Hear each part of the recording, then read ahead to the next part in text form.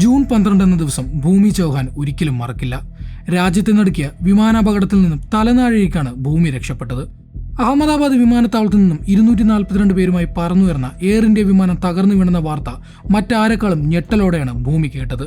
ട്രാഫിക്കിൽ കുടുങ്ങി 10 മിനിറ്റ് വൈകിയതിനെ തുടർന്ന് ഭൂമിക്ക് ഈ ഫ്ലൈറ്റ് മിസ്സായിരുന്നു. ഫ്ലൈറ്റിൽ കയറാനായി അധികൃതരോട് സംസാരിച്ചു നോക്കിയെങ്കിലും നേരം വൈകിയതും സുരക്ഷാ കാരണങ്ങളും പറഞ്ഞ് എമിഗ്രേഷൻ അധികൃതർ നോ പറഞ്ഞപ്പോൾ ഭൂമിക്ക് തിരിച്ചു പോകേണ്ടി വന്നു. ലണ്ടനിലേക്ക് പറക്കാൻ കഴിയില്ലെന്ന നിരാശയിൽ എയർപോർട്ടിൽ നിന്ന് പുറത്തു വന്ന ഭൂമി കേട്ടത് പക്ഷേ ആ സ്ഫോടന ശബ്ദമായിരുന്നു. നടുക്കുന്ന ആ പൊട്ടിത്തെറിയിൽ നിന്നാണ് താൻ രക്ഷപ്പെട്ടതെന്ന് ഓർക്കുമ്പോൾ പ്രതികരിക്കാൻ കഴിയാത്ത അവസ്ഥയിലാണ് ഭൂമി.